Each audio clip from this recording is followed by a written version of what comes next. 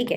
तो देखिए ओपेरॉन का एक बड़ा ही सिंपल सा मतलब होता है कि जब कभी भी हमें ऐसी कोई सिचुएशन दिखती है जहाँ पे कि कई सारे जीन्स, मान लीजिए 1 2 3 4 एंड 5, ये मान लीजिए 5 जीन है और ये 5 जीन एक ही ऑपरेटर, प्रमोटर, रिप्रेसर के अंडर वर्क कर रहे हैं। मतलब कि ये जब काम करेंगे तो ये एक साथ इन पांचों के ट्रांसक्रिप्शन को या तो ऑन करेगा या तो ऑफ करेगा। अलग अलग इनके लिए प्रमोटर, ऑपरेटर और रेगुलेटर्स नहीं है। ठीक है, तो इस सिस्टम को हम बोलते हैं ओपेरॉन। और क्योंकि आप सबने ये चीज पढ़ी है कि जो प्रोकैरियोट्स होते हैं वो क्या होते हैं, पॉलीसिस्ट्रॉनिक होते हैं। सिस्ट्रॉन का मतलब यूनिट जिसकी कोडिंग होकर अल्टीमेटली प्रोटीन बनाएगा। ठीक है, तो स्टार्ट कोडॉन होगा, स्टॉप कोडॉन होगा और बीच में वो कोडिंग रीजन होगा जिससे कि हमको प्रोटीन मिलने वाली है। ऑल राइट, तो ये हमारा सिचुएशन होती है बहुत ही सिंपल सा कि किस तरीके से यहाँ पर काम होता है। ठीक है, नाउ वन मोर सेकेंड।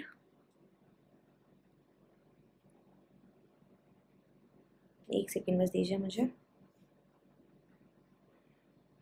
हाँ जी, ठीक है, तो ये हो गया आपके ओपेरॉन का कॉन्सेप्ट। तो रेगुलेशन इन प्रोकैरियोट्स की अगर मैं बात करती हूँ तो bacteria have a simple general mechanism for coordinating the regulation of genes that encode products involved in a set of related processes. मतलब कि एक सिंपल जनरल मैकेनिज्म है। क्या कर रहे हैं हम जीन्स के जीन्स के रेगुलेशन को कोऑर्डिनेट कर रहे हैं। ठीक है, ऐसे जीन जो कि एक पर्टिकुलर प्रोडक्ट बनाते हैं। मान लीजिए हमने क्यों किया ऐसा काम, क्योंकि मान लीजिए 5 जीन थे। ठीक है, अब ये 5 जीन, मान लीजिए इसने प्रोटीन बनाई 1, इसने प्रोटीन बनाई 2 3 4 एंड 5। अब ये पांचों प्रोटीन जो हैं, मान लो यहाँ से हमने शुरू किया कोरिजमेट के साथ में। ठीक है, और अल्टीमेटली हमने बनाया क्या, ट्रिप्टोफैन। और इस पाथवे में 1 2 3 4 5 स्टेप्स हैं और इन पांचों स्टेप पे हमको एंजाइम चाहिए। तो ये पांचों प्रोटीन स्टेप बाय स्टेप यहाँ पर एंजाइम का काम करती हैं। तो क्योंकि ये सारी की सारी एक ही प्रोसेस का पार्ट है, इसीलिए हमने बोला कि इनको हम साथ में रखेंगे सो दैट इनका रेगुलेशन अकॉर्डिंगली हम कर सकें। ठीक है, ये एक कॉन्सेप्ट था सिंपल सा, मैंने आपको समझा दिया पूरा। Now the gene cluster and promoter plus additional sequences that function together in regulation are called an operon। ठीक है, समझ गए हम बात को कि जो साथ में मिलके काम कर रहे हैं हमने उनको बोल दिया कि वो हो गए हमारे ओपेरॉन्स। ओके, नाउ आगे चलते हैं।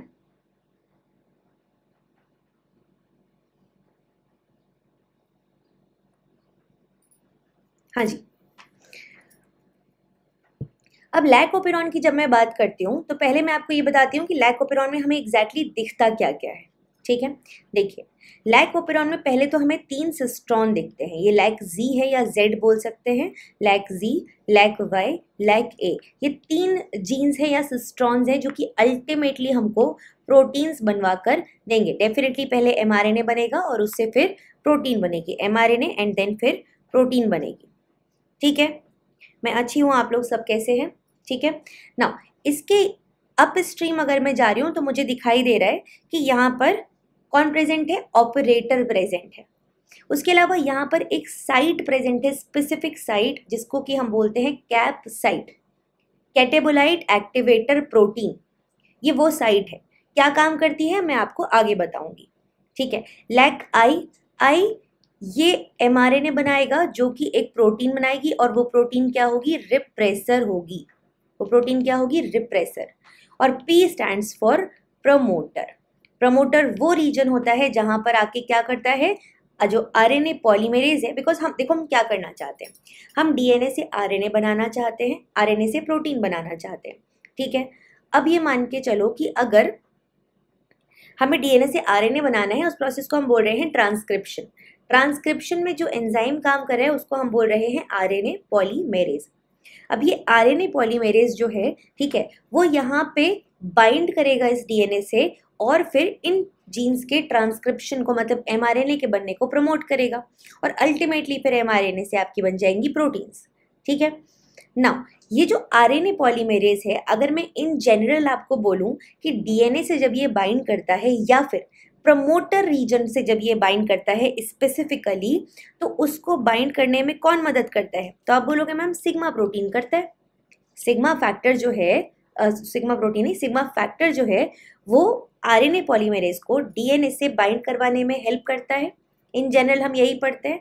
यहाँ पे वैसा कुछ थोड़ा बहुत उस तरीके का काम ये कैप साइड पे बाकी की चीजें आके बाइंड जब करेंगी तब होगा। ठीक है, चलो पहले इसके पहले कुछ और चीजें यहाँ पर समझ लेते हैं। ठीक है, आगे बढ़ के थोड़ा सा कॉन्सेप्ट समझते हैं। मान लो ये है एक छोटा बच्चा, ठीक है, या फिर इनको हम दादाजी भी बना सकते हैं।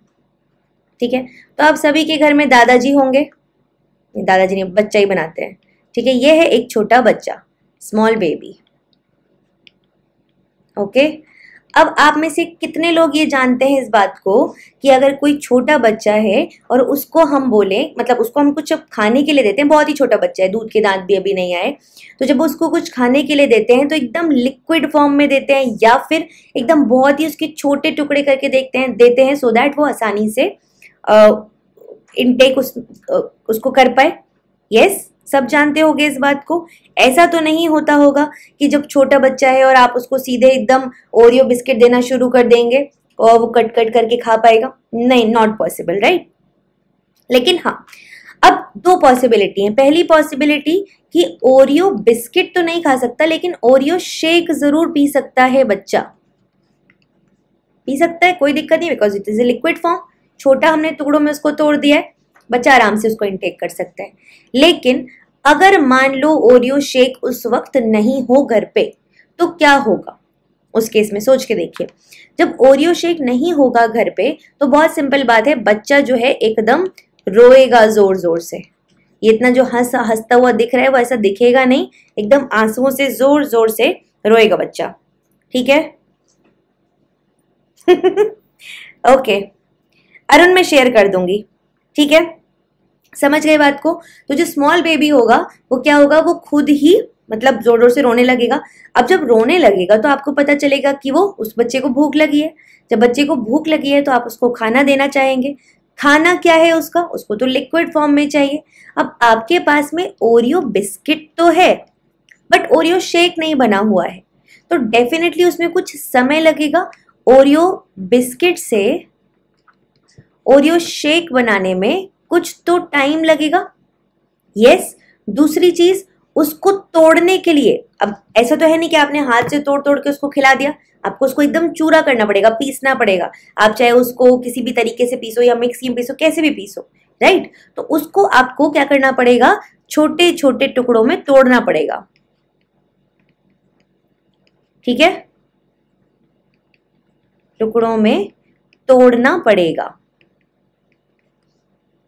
कोई दिक्कत नहीं है। तो ओरियो शेक बनेगा। अब इस प्रोसेस में ये प्रोसेस होने में डेफिनेटली थोड़ा सा क्या लगेगा, टाइम लगेगा। बिस्किट से शेक बनने के प्रोसेस में it will take some time. ठीक है, और अल्टीमेटली फिर उसको जब शेक मिल जाएगा वो फिर से बच्चा पी लेगा, बच्चा फिर से क्या हो जाएगा, वेरी हैप्पी। ठीक है, कोई दिक्कत नहीं होनी चाहिए। अब मैं इस कॉन्सेप्ट को आपके ओपेरॉन के कॉन्सेप्ट से रिलेट कर देती हूँ। सिंपल कॉन्सेप्ट है, बहुत ही ज्यादा। देखिए, ये बैक्टीरिया है, ठीक है, ये बैक्टीरिया इजीली एनर्जी के लिए किस चीज को यूटिलाइज कर सकता है, ग्लूकोज को। It can utilise glucose.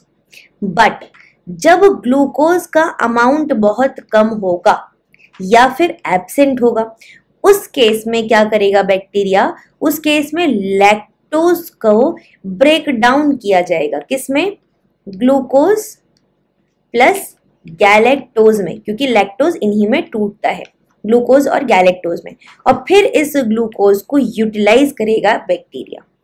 So basically क्या हुआ कि पहला जब ग्लूकोज था तब बैक्टीरिया ने आसानी से ले लिया इजी वे आउट, लेकिन जब ग्लूकोज नहीं था या कम था तो क्या हुआ कि उसने लैक्टोज को इनटेक किया, या उसकी बॉडी में जो लैक्टोज था उसने उसका ब्रेक डाउन करवाया, ब्रेक डाउन करके फिर उसने उसको इस्तेमाल किया। अब इसका ब्रेक डाउन करना है, तो यहाँ पे हमें इस स्टेप पे कोई ना कोई एंजाइम चाहिए होगा, ठीक है। और ये एंजाइम कब एक्टिवेट होना चाहिए, ये एंजाइम कब एक्टिवेट होना चाहिए, जब हमारे पास लैक्टोज प्रेजेंट हो और ग्लूकोज एब्सेंट हो। बिकॉज अगर ग्लूकोज प्रेजेंट होगा तो हमें लैक्टोज को तोड़ने की क्या जरूरत, हम तो लैक्टोज को इसलिए तोड़ रहे हैं बिकॉज ग्लूकोज हमारे पास में एब्सेंट है और लैक्टोज प्रेजेंट है। ओरियो शेक नहीं है, बिस्किट है, तो बिस्किट को तोड़ के खाना पड़ेगा, मजबूरी है ना। अब ओरियो शेक होगा तो ओरियो बिस्किट की तरफ क्यों देखेगा बच्चा, सवाल ही नहीं उठता। तो बस इतना सा कॉन्सेप्ट है, इसको दिमाग में रखेंगे अच्छे से, ठीक है। तो अब इस केस में क्या होगा, just give me a moment guys.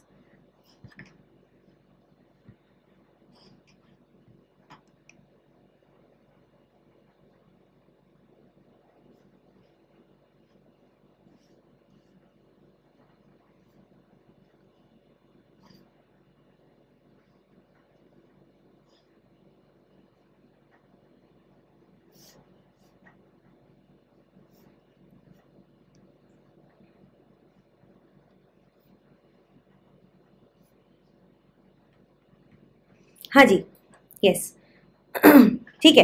तो यहाँ तक का कॉन्सेप्ट हम समझ गए। तो इसीलिए जब हमें तुम्हारे जैसे बच्चा हुआ तो हाँ, तुम्हारे जैसे बच्चा हुआ तो ओरियो भी खा सकते हैं और शेक भी पी जाएगा, ठीक है। तो बहुत सिंपल है। तो इस केस में लैक्टोज को तोड़ने की हमें जरूरत तब पड़ेगी जब हमारे पास लैक्टोज है प्रेजेंट और ग्लूकोज एब्सेंट है, या हमें ग्लूकोज एब्सेंट है और लैक्टोज बाहर से लाके उसको तोड़ना है, ठीक है। अब इस कॉन्सेप्ट से समझो लैक ओपेरॉन के कॉन्सेप्ट को। लैक ओपेरॉन के अंदर हमको क्या क्या मिल रहा है, यहाँ पर ये जीन्स है Z, Y एंड A। यहाँ पर क्या है, ऑपरेटर, यहाँ पर कैप्साइड, यहाँ पर रिप्रेसर, यहाँ पर प्रमोटर, ठीक है। और ये सारे रेगुलेटर अल्टीमेटली ये तीन जीन्स को क्या करवा रहे हैं, तीन जीन से mRNA बन रहा है और mRNA से बन रहा है अल्टीमेटली यहाँ पर प्रोटीन्स, ठीक है। और जो प्रोटीन्स बन रही हैं इनका नाम अलग अलग है और इनका काम भी डिफरेंट डिफरेंट है। तो अगर मैं सबसे पहले नाम के बारे में बात करती हूँ तो जो Z जीन है इससे बनता है बीटा गैलेक्टोसाइडेज, गैलेक्टोसाइडेज। ये जो गामा Y है इससे बनता है परमिएज और A से बनता है ट्रांस एसिटाइलेज, ठीक है, ट्रांस एसिटाइलेज। लैक्टोज को प्रायोरिटी क्यों नहीं दी जा रही, बिकॉज सिंपल बात है, ठीक है, कि अगर फॉर एग्जाम्पल मान लो आप बच्चे हो, आपका एग्जाम आने वाला है अभी 10 दिन बाद या 20 दिन बाद, और मैं आपसे बोलूं आपके पास दो रास्ते हैं कि आपको दिन रात 24 आवर्स बैठ के किताब लेके उससे पढ़ना पड़ेगा, कार प्लेनिंजर क्यूबी एंड ऑल, उनसे पढ़ना पड़ेगा। और दूसरा ऑप्शन ये है कि मैं आपको एक 100 पेज की एकदम 100% श्योर टॉपिक्स के नोट्स दे देती हूँ, आप उससे पढ़ लो, आपका एग्जाम पक्का इससे निकल जाएगा। आप कौन सा ऑप्शन प्रेफर करोगे? Of course second option, because everybody. एक और चीज, एक और कॉन्सेप्ट समझो। इन जनरल मैं रेयर केस सिनेरियोज की बात नहीं कर रही हूँ, इन जनरल प्रोसेसेस वो होने की कोशिश करते हैं जहां पे एनर्जी एक्सपेंडिचर को मिनिमाइज किया जा सके। बिकॉज अननेसेसरी एनर्जी एक्सपेंडिचर क्यों करना चाहेगी सर, हम एक्स्ट्रा मेहनत क्यों करना चाहेंगे, आप एक्स्ट्रा मेहनत क्यों करना चाहोगे, सिमिलरली बैक्टीरिया एक्स्ट्रा मेहनत क्यों करना चाहेगा, ठीक है। वेरी सिंपल क्वेश्चन, ठीक है। तो ये बात समझ गए। तो यहाँ पे हो गए ये तीन प्रोटीन्स। नाउ अब ये प्रोटीन्स का काम है, तो ये जो बीटा गैलेक्टोसाइडेज है ना, ये वही है जो कि लैक्टोज को ब्रेक डाउन करता है, किसमें, ग्लूकोज प्लस गैलेक्टोज में। ये जो परमिएज है ये लैक्टोज का क्या करवाता है, ट्रांसपोर्ट करवाता है इनसाइड बैक्टीरिया। मान लीजिए लैक्टोज बैक्टीरिया के अंदर नहीं है, मान लो ओरियो बिस्किट घर में नहीं है, तो बाहर से लाने पड़ेंगे ना ओरियो बिस्किट, तो बाहर से लाना पड़ेगा तो कोई तो लेके आएगा, चाहे आप ऑर्डर करके मंगाएंगे, चाहे आप खुद जाकर लेके आएंगे, but something will be happening for sure, ठीक है। तो यहाँ पर ट्रांसपोर्ट का काम करता है ये, किसका, लैक्टोज के ट्रांसपोर्ट का। और ट्रांस एसिटाइलेज आप समझ सकते हैं टॉक्सिसिटी को रिमूव वगैरह करने का काम कर रहा होता है, ठीक है। तो ये हो गए तीनों प्रोडक्ट। ऑपरेटर, प्रमोटर, रिप्रेसर हम सब जानते हैं। रिप्रेसर का काम क्या होगा, यहाँ से mRNA बनेगा, रिप्रेसर प्रोटीन बनेगी और ये रिप्रेसर प्रोटीन जाके बाइंड कर जाएगी कहाँ पर, ऑपरेटर पे। जब ये ऑपरेटर पे बाइंड करती है तो ये ट्रांसक्रिप्शन हो जाता है ऑफ। ठीक है, अब अगर मैं आपसे ये पूछूं कि जो रिप्रेसर है वो जब ऑपरेटर से बाइंड करेगा तो ट्रांसक्रिप्शन या ओपेरॉन क्या हो जाएगा, स्विच ऑफ हो जाएगा। अगर ये स्विच ऑफ हो जाएगा तो क्या इस पॉइंट पे लैक्टोज का ब्रेकडाउन होगा, लैक्टोज का ब्रेकडाउन होगा? आप बोलोगे नहीं मैम क्यों होगा, जीन्स ही नहीं बन रहे, वो आरएनए नहीं बन रहा, वो प्रोटीन ही नहीं बन रही, तो कहाँ से लैक्टोज का ब्रेकडाउन, वो जीन ही नहीं है, बीटा गैलेक्टोसाइडेज ही नहीं है हमारे पास। ठीक है, तो लैक्टोज का ब्रेकडाउन नहीं होगा। इवन इफ लैक्टोज इज मतलब एज इन लैक्टोज प्रेजेंट होगा तो डिफरेंट सिनेरियो होगा। ठीक है, तो लैक्टोज का ब्रेकडाउन है। अब लैक्टोज का ब्रेकडाउन कब नहीं होगा, जब इन जनरल लैक्टोज एब्सेंट है। सिंपल बात है ना। तुम ये सोचो सेल के पास ओरियो है ही नहीं, वो खाली मूली मिक्सी क्यों चलाएगा, ना ओरियो है ना मिल्क है, क्यों मिक्सी चलाएगा कोई भी आदमी, क्या चीज से बनाएगा वो शेक, कुछ नहीं है उसके पास। तो सिंपल बात है कि व्हेन देयर इज, जहां पे वो कंपोनेंट ही एब्सेंट है तो उसको ब्रेक डाउन करने के लिए हम मशीनरी क्यों चलाएंगे। ठीक है, तो सिंपल कॉन्सेप्ट समझिए कि जब भी ग्लूकोज प्रेजेंट होता है, जब ग्लूकोज प्रेजेंट होता है, ठीक है, उस वक्त बैक्टीरिया इजीली ग्लूकोज को इनटेक कर लेता है, ग्लूकोज को यूटिलाइज कर लेता है। ठीक है, और उस केस में जो लैक ओपेरॉन है वो कैसा रहेगा, वो ऑफ रहेगा, क्योंकि लैक्टोज को तोड़ने की जरूरत ही नहीं है। तो इस केस में मैं आपको बता सकती हूं कि अगर ग्लूकोज एब्सेंट है, ग्लूकोज एब्सेंट है तो हमें क्या करना पड़ेगा, हमें लैक्टोज को ब्रेक डाउन करना पड़ेगा, ब्रेक डाउन करना पड़ेगा, और जो ओपेरॉन है उसको क्या करना पड़ेगा, स्विच ऑन करना पड़ेगा। इसका मतलब सिंपल शब्दों में लैक ओपेरॉन का जो फंक्शन है या जो मेजर फंक्शन है वो क्या है, वो है लैक्टोज का ब्रेकडाउन। ठीक है, लैक्टोज का ब्रेकडाउन है मेजर काम लैक ओपेरॉन का। मतलब अगर लैक ओपेरॉन चलेगा तो लैक्टोज टूटेगा, लैक ओपेरॉन बंद रहेगा तो लैक्टोज नहीं टूटेगा। ठीक है, अब ठीक ठीक, बिल्कुल बिल्कुल बिल्कुल। चलिए अब दूसरा कॉन्सेप्ट समझ लीजिए। मैं कोशिश करती हूँ आपको 100 पेज के नोट्स बहुत जल्दी देने की। 100 पेज तो I am not sure, but yes जितना कम हो पाएगा I am working on it. Very soon I will be presenting something for you guys. ठीक है, चलो तो ये पॉइंट यहाँ पे हो गया, glucose present, this lac operon major function glucose lactose का ब्रेकडाउन। नाउ अब यहाँ पे बात आती है कि कब ऑन कब ऑफ और कैसे। ठीक है, तो फर्स्ट केस देखते हैं जब हमारे पास लैक्टोज एब्सेंट है। अब लैक्टोज एब्सेंट है तो हमारे पास क्या क्या जीन्स है यहाँ पर, उनको भी देख लेते हैं। Z, Y एंड A, इधर ऑपरेटर स्टार्ट साइड कहीं पे तो ठीक है, then cap side, repressor and promoter. ठीक है, लैक्टोज एब्सेंट है तो जब लैक्टोज एब्सेंट होगा तो यहाँ पे mRNA बना, रिप्रेसर बना, रिप्रेसर जाके ऑपरेटर पे बाइंड कर गया और यहां से RNA पॉलीमरेज आगे ही नहीं बढ़ पाएगा, ये हो जाएगा स्विच ऑफ। ठीक है, ये पहला केस जब लैक्टोज एब्सेंट है। ठीक है, सेकंड केस जब लैक्टोज प्रेजेंट होगा तब क्या होगा, ध्यान से सुनेंगे इस वाले केस को, यहीं पे सारी कहानी छुपी हुई है। ठीक है, तो अब इस केस में क्योंकि लैक्टोज प्रेजेंट है, sorry for the bad very bad drawing.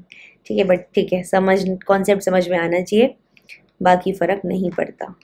ठीक है, रिप्रेसर एंड ये प्रमोटर। ठीक है, अब जब लैक्टोज प्रेजेंट होगा तो पहली बात तो परमिएज लैक्टोज को अंदर लेके आएगा। तो परमिएज, मान लो ये परमिएज है, इसके थ्रू लैक्टोज सेल के अंदर आया। ठीक है, अब यहाँ पे जो लैक्टोज है ना, देखो कुछ अमाउंट ऑफ लैक्टोज तो बैक्टीरिया में आपको मिलेगा ही ना, ऐसे तो है नहीं कि बिल्कुल जीरो लैक्टोज होगा। ठीक है, या फिर बाहर से आएगा थोड़ा बहुत, इसके कारण यहाँ पे अब थोड़ा बहुत एंजाइम भी हमारे पास होगा ही। तो जो बीटा गैलेक्टोसाइड्स जो एंजाइम होता है गैलेक्टोसाइडेज, ये इस लैक्टोज को एलो लैक्टोज में कन्वर्ट कर देता है, एलो लैक्टोज में कन्वर्ट कर देता है। ठीक है, जरूर प्रीति, ठीक है, श्योर श्योर श्योर। है ना, बात समझ गए। तो यहाँ पे क्या होगा कि जो लैक्टोज है वो एलो लैक्टोज में कन्वर्ट हो जाता है, और अब ये रिप्रेसर ने mRNA बनाया और प्रोटीन बनाई, इस प्रोटीन से जाके ये एलो लैक्टोज जुड़ जाता है। तो कैसा होगा, कुछ ऐसा हमको दिखाई देगा। फॉर एग्जाम्पल यहाँ पे देखो, ये रहा रिप्रेसर, इससे जुड़ गया ये एलो लैक्टोज। मान लो ये हमने इस डार्क कलर का मॉलिक्यूल बना दिया है।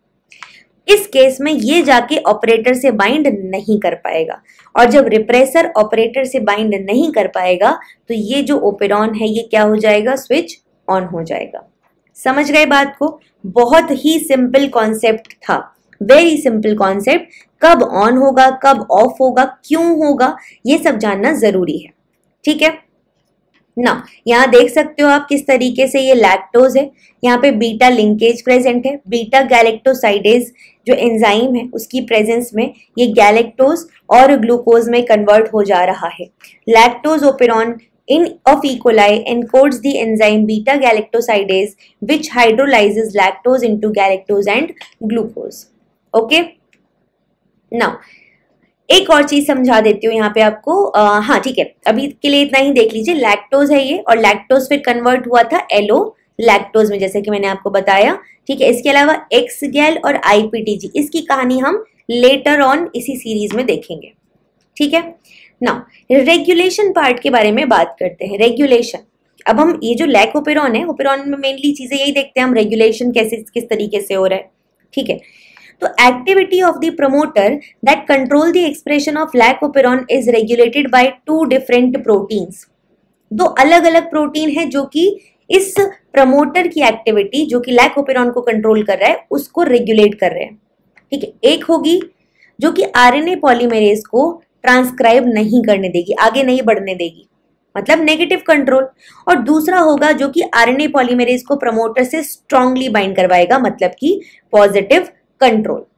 ठीक है, तो दो तरीके के कंट्रोल होते हैं हमारे पास में यहाँ पर। But before that let me just show you जो प्रोडक्ट्स हमारे पास में है। ठीक है, उनका क्या क्या काम है, एक बार उनका एक छोटा सा चार्ट सॉर्ट ऑफ मैं आप लोगों को फटाफट से दे देती हूँ, उसके बाद में फिर आगे बढ़ेंगे, बाकी की चीजों के बारे में बात करेंगे। ठीक है, तो सबसे पहला हमारे पास चार्ट आएगा यहाँ पे जीन्स और उनके फंक्शन। ठीक है, genes and their functions. Alright, पहला जीन यहाँ पर आ जाएगा lac Z, lac Y, lac A. Z क्या बताया मैंने आपको, बीटा गैलेक्टोसाइडेज बनता है या बनाता है। ठीक है, सबसे पहला काम ये क्या करता है, लैक्टोज को दो चीजों में तोड़ देता है, ग्लूकोज प्लस गैलेक्टोज। सेकेंड ये क्या करता है, लैक्टोज को एलो लैक्टोज में कन्वर्ट कर देता है, जो कि लैक्टोज इज मैं ऐसा बोल सकती हूँ कि एक्चुअल इंड्यूसर, मतलब नेचुरल इंड्यूसर बोल लो एलो लैक्टोज को। मतलब ऐसे समझ लो कि देखो lactose ultimately allolactose lactose से बन रहा है। ठीक है, लेकिन जो चीज जाके रिप्रेसर से बाइंड कर रही है वो तो एलो लैक्टोज है ना, तो एक्चुअली जो काम कर रही है वो एलो लैक्टोज है, लेकिन एलो लैक्टोज आया कहाँ से, लैक्टोज से। तो इसीलिए दोनों ही इन जनरल इंड्यूसर हम बोल देते हैं इंटरचेंजेबली, बट फिर भी थोड़ा बहुत किसी किसी जगह पे अगर स्पेसिफिकली पूछा जाता है तो हम अलग अलग नाम लेते हैं। तो मैं आपको बताऊंगी क्या क्या किसको बोलते हैं। ठीक है, बिकॉज यहाँ पे एक और टर्म भी आएगा। लैक्टोज में जो बॉन्ड प्रेजेंट होता है वो है बीटा 1,4, और यहाँ पे जो बॉन्ड होगा वो होगा बीटा 1,6। ये हो गया काम किसका, लैक जी का या लैक जेड का। ठीक है, लैक वाई का काम मैंने आपको बताया था, क्या बनाता है, परमीएज बनाता है, जो कि क्या करवाता है, active transport of lactose, active transport of lactose. और तीसरा है यहाँ पर लैक ए, जो कि क्या है, ट्रांस एसिटाइलेज, एसिटाइलेज। ये क्या करेगा, ये रिमूव करेगा टॉक्सिसिटी, ट्रांसफर कर देगा एसिटाइल ग्रुप को from acetyl coenzyme A to beta galactosides. ठीक है, सो बेसिकली ये ट्रांसफर कर देता है एसिटाइल ग्रुप को, है ना, इस तरीके से यहाँ पर काम होता है। अब जब हम ओपेरॉन के बारे में बात करते हैं तो हम ओपेरॉन्स को इन जनरल दो कैटेगरी में डिवाइड करते हैं। एक होते हैं इंड्यूसिबल ओपेरॉन और एक होते हैं repressible operon. Inducible and repressible, ठीक है। देखिए समझने की कोशिश करेंगे इंड्यूसिबल और रिप्रेसिबल में क्या अंतर होगा। नाम से समझ में आ रहा है, किसी को तो आप इंड्यूस करने वाले हैं और किसी को आप क्या करने वाले हैं, एक सेकेंड,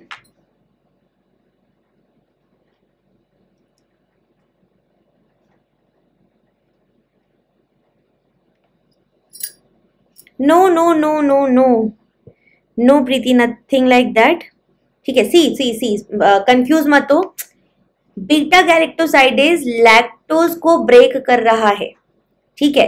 दूसरी चीज, लैक्टोज को एलो लैक्टोज में कन्वर्ट कर रहा है। मतलब lactose allolactose almost same चीज, पीछे मैंने आपको दिखाया था, यहाँ पर देखो सेम चीजें हैं, सिर्फ बॉन्ड का डिफरेंस है। तो एक जगह पे 1,4 है, ठीक है, एक जगह पे ये 1,6 है, बस इतनी सी बात है। देख सकते हो ये 1, ये 6th पोजीशन, ठीक है। तो उसके हिसाब से आई थिंक, एक सेकेंड, हाँ ठीक है।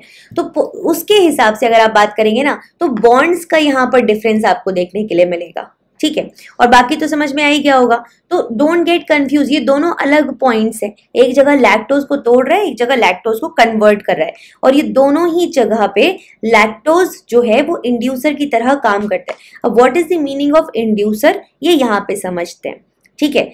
इंड्यूसिबल एंड रिप्रेसिबल दो प्रकार के ओपेरॉन है। इंड्यूसिबल में क्या होगा, ठीक है, देखो इंड्यूसिबल हमें उसको इंड्यूस करना पड़ रहा है, हमें उसको क्या करना पड़ रहा है, इंड्यूस करना पड़ रहा है। तो हमें किस चीज को इंड्यूस करना पड़ता है, सिंपल बात है ना। मान लीजिए आप अपना एग्जाम्पल लीजिए, ठीक है, आप अपने आप को सोच के देखिए। मान लीजिए ये आप हैं, है ना, क्या आप पूरा टाइम पढ़ाई करते रहते, क्या आप घर में पूरा टाइम पढ़ाई करते रहते, नहीं करते होंगे, ठीक है। क्या करना पड़ता होगा, मम्मी की उधर से आवाज आती होगी, क्या कर रहे हैं बेटा, या क्या कर रही हो बेटा, है ना। तुम फट से अपनी जो किताबें हैं उसको लेके बैठते होगे, अच्छा मम्मी पढ़ाई करे, नो इंस्टाग्राम, कुछ इंस्टाग्राम नहीं देख रहे, कुछ गेम नहीं, कुछ फोन नहीं, नथिंग, नो फेसबुक, ठीक है। क्या कर रहे हैं हम, पढ़ाई कर रहे हैं। तो सिंपल है, ठीक है ना। तो दो प्रकार के बच्चे होते हैं इन जनरल। एक बच्चे होते हैं जिनको इंड्यूस करना पड़ता है, मतलब कि इन जनरल वो क्या कर रहे हैं, वो सो रहे हैं, बहुत सोना पसंद है, बहुत सोना पसंद है, ठीक है। मम्मी आती है फिर फ्लाइंग चप्पल लेके और उनको इंड्यूस करती हैं, तो वो एक्टिवेट होते हैं। तो इंड्यूसिबल में इन जनरल जो बच्चे हैं वो कैसे स्टेट में रहते हैं, ऑफ स्टेट में, सोते रहते हैं। फिर मम्मी की फ्लाइंग चप्पल देखकर वो ऑन स्टेट में कन्वर्ट होते हैं, ठीक है। थैंक यू पंकज, ठीक है जी, समझ में आ गई बात। तो ऑफ रहते हैं जैसे आप जैसे बच्चे, है ना, मम्मी की फ्लाइंग चप्पल देख के वो किस में कन्वर्ट हो जाते हैं, वो ऑन में कन्वर्ट हो जाते हैं, ठीक है। ये हुआ कॉन्सेप्ट की ओपेरॉन का, इंड्यूसिबल का। अब इसको ऑफ से ऑन करने में, जैसे आपकी लाइफ में मम्मी की चप्पल का रोल है ना, बैक्टीरिया की लाइफ में इंड्यूसर का रोल है, या लैक ओपेरॉन की लाइफ में इंड्यूसर का रोल है, ठीक है। और यहाँ पर जो एग्जाम्पल आ जाता है वो हो जाता है लैक ओपेरॉन और एराबिनोज ओपेरॉन, ओके। रिप्रेसिबल में क्या होगा, आपने देखा होगा मेट्रो में कई बार अगर जा रहे हैं, ट्रेन में जा रहे हैं, तो छोटे छोटे, या मान लीजिए मूवीज देखने गए, बच्चे चुप ही नहीं होते भाई, रोए जा रहे हैं, एकदम चुप ही नहीं हो रहे, बिल्कुल बिल्कुल मतलब ही नहीं होने चुप होने से, किसी कीमत पे चुप होने वो तैयार ही नहीं है, ठीक है। तो जब तैयार ही नहीं होंगे, मतलब एकदम शांत होने बिल्कुल रेडी नहीं है, पापा मम्मी बेचारे परेशान है, एम्बेरेस हो रहे हैं, हमारे बच्चे ने हमारी एकदम नाक कटा दी रो रो के, ठीक है। उस केस में क्या होता है, उस केस में वो बच्चे बहुत ज्यादा ऑन है, टू मच, है ना, मेट्रो में एकदम पाइप के चारों तरफ घूम रहे हैं, यहाँ से वहां भाग भाग के खेल रहे हैं, ऑन है, बहुत ज्यादा एक्टिव, हाइपर एक्टिव बच्चे। इनको क्या करना पड़ता है, मम्मी पापा को इनको पापा की डांट से सुलाना पड़ता है। ये मम्मी की चप्पल से इनका कुछ नहीं हो रहा, मम्मी को तो ये समझ ही नहीं रहे कुछ, ठीक है, ये पापा की चप्पल से सही हो रहे हैं। तो ऑन ये ऑफ में कन्वर्ट होंगे कब, पापा के, जब वो प्यार भरी अपनी डांट सुनाएंगे उससे, ठीक है। तो रिप्रेसिबल, ये पूरा टाइम ऑन है मान लीजिए, और इसको हमको ऑफ में कन्वर्ट करना पड़ रहा है, ठीक है। मोबाइल देने पर चुप हो जाते, ट्रू, ठीक है, ऑफ में कन्वर्ट करना पड़ रहा है। अब जी जी जरूर, ठीक है। अब इस केस में क्या होगा, ऑब्वियस ही बात है, अगर मैं इसको और इंड्यूसर दे दूंगी, बच्चा ऑलरेडी एक्टिव था, ठीक है, तुम 2-4 बच्चे और ले आए वहां पे, कभी जिंदगी में सोएगा वो बच्चा उस टाइम पे? नहीं सोएगा। क्या करना पड़ेगा, वो सारी चीजों को हटाना पड़ेगा उसके पास से, तो रिप्रेसर को लेके आना पड़ेगा, मतलब कि पापा जी, ठीक है, पापा जी को लेकर आना पड़ेगा कि बेटा बहुत हो गया तुम्हारा, अब तुम सोने जाओ। और इसका एग्जाम्पल होता है ट्रिप ओपेरॉन, ठीक है, और ट्रिप ओपेरॉन के अलावा यहाँ पर आपको हिस्टिडीन ओपेरॉन मिल जाता है। तो ये 2 ओपेरॉन सिस्टम आ जाते हैं आपके यहाँ पर।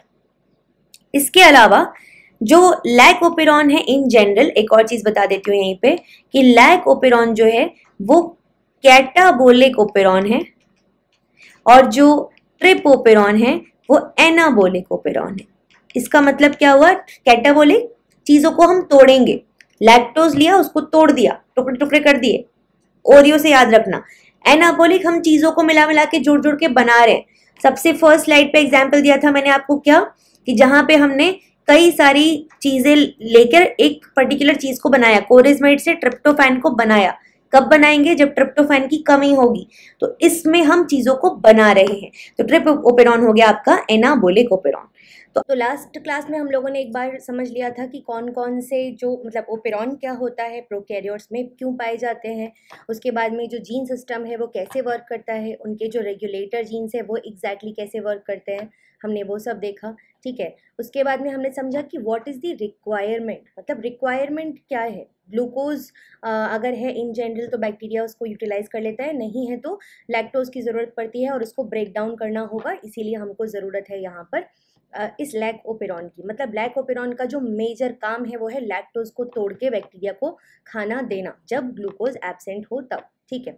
अब हम लास्ट क्लास में एक चीज़ पढ़ रहे थे कि जो लैक ओपेरॉन है उसको हम 2 तरीके से क्या कर सकते हैं, मतलब उसका जो रेगुलेशन है वो 2 तरीके से होता है। एक होता है नेगेटिव कंट्रोल और एक होता है पॉजिटिव कंट्रोल, ठीक है। नेगेटिव कंट्रोल में क्या होता है, मैं आपको सिंपल शब्दों में समझाने की कोशिश करूंगी, यहाँ पर ध्यान से इधर देखेंगे, ठीक है।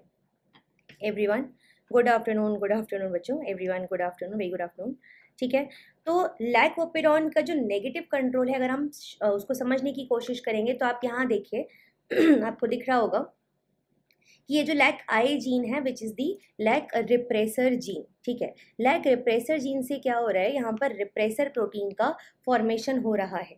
अब ये रिप्रेसर प्रोटीन जाकर ऑपरेटर पे बाइंड कर जा रही है और जो आगे की ट्रांसक्रिप्शन का प्रोसेस है उसको कर दे रही है क्या, ऑफ, ठीक है। ये कब हो रहा है, बहुत सिंपल बात है, जब लैक्टोज एब्सेंट होगा तभी ये होगा, क्योंकि अगर लैक्टोज प्रेजेंट होगा तब तो हमें ये करने की ज़रूरत ही नहीं है, ठीक है, क्योंकि लैक्टोज प्रेजेंट है तो हमें लैक्टोज को ब्रेक करना है, ब्रेक करना है मतलब लैक जी जीन का हमें काम चाहिए, okay. Thank you Alka, thank you so much, ठीक है। बात समझ में आई आप लोगों को, है ना। अच्छा लगा मुझे, आपको सेल साइकिल की क्लास अच्छी लगी। जिन्होंने अभी तक नहीं देखी आप जाकर चेक कर सकते हैं, देख सकते हैं, ओके। तो जैसा कि हम बात कर रहे हैं यहाँ पे, ध्यान से सुनेंगे फुल फोकस के साथ में, कि क्या हुआ, नेगेटिव कंट्रोल। नेगेटिव कंट्रोल की सबसे पहली बात क्या है कि हम चेक करके रखना चाहते हैं या रेगुलेट करके रखना चाहते हैं कि अगर लैक्टोज क्या है, लैक्टोज अगर एब्सेंट है, लैक्टोज अगर एब्सेंट होगा तो बहुत सिंपल बात है कि जो आपका लैक ओपेरॉन है, मतलब जो लैक्टोज ही नहीं है, तो फिर इंड्यूसर ही बेसिकली यहाँ पर एब्सेंट हो गया, इंड्यूसर इज एब्सेंट। अब इंड्यूसर एब्सेंट है तो फिर रिप्रेसर जाकर क्या करेगा, रिप्रेसर जाकर ऑपरेटर पे बाइंड कर जाएगा, रिप्रेसर ऑपरेटर पे बाइंड करेगा तो ट्रांसक्रिप्शन जो है वो हो जाएगा ऑफ। और ट्रांसक्रिप्शन अगर ऑफ है तो बहुत सिंपल बात है, आप समझ सकते हो कि यहाँ पर जो मतलब जो जो जीन्स है या जो प्रोटीन्स है वो नहीं बनेंगी। और सिंपल बात है, प्रोटीन में यहाँ पर बनती कौन सी, बीटा गैलेक्टोसाइडेज जीन से प्रोटीन बनती, और ये प्रोटीन हमको चाहिए ही नहीं क्योंकि लैक्टोज ही नहीं है, तो हम तोड़ेंगे किसको, ब्रेक डाउन किसका करेंगे। तो इस तरीके से ये हो जाता है आपका negative control of the lac operon, ठीक है। ओके, नेक्स्ट स्टेप पे हम चलते हैं पॉजिटिव कंट्रोल के तरफ। मतलब ये तो अभी लैक जो आपका नेगेटिव कंट्रोल है उसके बारे में बात हो रही है, और फिर उसके नेक्स्ट स्टेप क्या होगा। अब मान लीजिए लैक्टोज हमारे पास है प्रेजेंट, तो अभी तो मैंने आपको समझाया जब लैक्टोज एब्सेंट तो क्या हुआ, लैक्टोज प्रेजेंट होगा सिस्टम में, तो बहुत सिंपल बात है कि ये जो LAC-I जीन है जो रिप्रेसर प्रोटीन बन रही है यहाँ पे, ठीक है, क्योंकि लैक्टोज प्रेजेंट है तो लैक्टोज यहाँ पे क्या करेगा, एलोलैक्टोज के फॉर्म में रिप्रेसर से बाइंड कर जाएगा। ये जो आपको सर्कुलर मॉलिक्यूल दिख रहा है दिस इज लैक्टोज, और ये जाके इस रिप्रेसर से यहाँ पे देख सकते हो आप इस तरीके से बाइंड कर गया है। और जब ये लैक्टोज यहाँ पे बाइंड कर जाएगा तो ये रिप्रेसर प्रोटीन ऑपरेटर पे बाइंड नहीं कर पाएगी, नहीं बाइंड कर पाएगी तो यहाँ पर ट्रांसक्रिप्शन जो है वो ऑन हो जाएगा, ठीक है। तो repressor binds lactose, change its conformation, can't bind to operator. तो बेसिकली होता क्या है कि जब रिप्रेसर प्रोटीन लैक्टोज से बाइंड करती है तो उस केस में उसके कॉन्फर्मेशन में कुछ इस तरीके से बदलाव आता है, उसके मतलब जिस तरीके से वो बाइंड करती थी ऑपरेटर से अब वो बाइंड नहीं कर पाएगी, ठीक है। और लैकोपेरॉन का ट्रांसक्रिप्शन बहुत ही कम लेवल पे होगा यहाँ पर, ठीक है। लेकिन क्यों कम होगा ये मैं अभी आपको आगे समझाऊंगी। आप बोलोगे मैम ऑन हो गया तो ज़्यादा होना चाहिए, लेकिन नहीं, यहाँ पे अभी बहुत कम लेवल पे ट्रांसक्रिप्शन हो रहा है, ठीक है। क्यों कम लेवल पे ट्रांसक्रिप्शन हो रहा है, बिकॉज अभी यहाँ पर ग्लूकोज जो है वो प्रेजेंट है, इस केस में अभी ग्लूकोज प्रेजेंट है। तो फर्क इससे भी पड़ता है कि लैक्टोज और ग्लूकोज क्या दोनों प्रेजेंट है, क्या दोनों एब्सेंट है, क्या एक प्रेजेंट दूसरा एब्सेंट है। 4 केसेस यहाँ पर बनते हैं, चारों के बारे में आज हम डिटेल में समझेंगे, ठीक है। हेलो बच्चे, चलिए अब देख लेते हैं फटाफट से यहाँ पे कि अगर मतलब जो हाँ जैसे हमने आपको बताया कि यहाँ पर ग्लूकोज क्योंकि प्रेजेंट है तो इसीलिए ट्रांसक्रिप्शन बहुत कम लेवल पे हो रहा है। तो अगर ग्लूकोज एब्सेंट होगा तब क्या होगा, तो वो कंडीशन पहले यहाँ पर समझ लेते हैं। देखिए बहुत सिंपल शब्दों में समझाती हूँ। ग्लूकोज जो है जब वो एब्सेंट होता है तो एक कंपोनेंट है जिसका नाम है साइक्लिक AMP, एडेनोसिन मोनोफॉस्फेट, उसका अमाउंट बढ़ जाता है। या फिर हम बोल सकते हैं कि glucose is inversely proportional to CAMP concentration, ठीक है। समझ गए हम जी मैम। CAMP अगर मतलब ग्लूकोज ज़्यादा होगा तो CAMP कम होगा, ग्लूकोज कम होगा तो CAMP ज़्यादा होगा। लेकिन इससे क्या फ़र्क पड़ेगा, अब ये जो CAMP है ना ये जाके क्या करता है, बेसिकली एक कैप प्रोटीन है, कैटाबोलाइट एक्टिवेटर प्रोटीन, ठीक है। ये अकेली if it is alone, if alone can not bind to the cap site. आपको मैंने शुरुआत में बताया था एक कैप साइट होती है, मैंने बोला था उसके बारे में हम लास्ट में बात करेंगे। यहाँ देखिए this is the cap site, या यहाँ पर देखिए this is the empty cap site. अभी यहाँ पर कुछ बाइंड नहीं किया है, क्यों, क्योंकि ग्लूकोज भी प्रेजेंट था और लैक्टोज भी प्रेजेंट था। लैक्टोज प्रेजेंट होने से ये वाला काम हुआ, रिप्रेसर और इंड्यूसर की तरह काम किया। ग्लूकोज के प्रेजेंट होने से कैप साइट यहाँ पर एम्प्टी है। अब जब ग्लूकोज का अमाउंट कम होगा तो क्या होगा कि CAMP का लेवल बढ़ेगा। तो मैं ऐसे लिख देती हूँ स्टेप बाय स्टेप, ग्लूकोज का जब लेवल, तो यहाँ पे क्या हो रहा है कि ग्लूकोज का जब अमाउंट कम हो रहा है, ठीक है, तो CAMP का लेवल क्या हो रहा है, बढ़ जा रहा है। जब CAMP का लेवल बढ़ेगा तो क्या होगा कि CAMP जाकर कैप प्रोटीन से बाइंड कर लेगा, CAMP जाकर कैप प्रोटीन से बाइंड कर लेगा।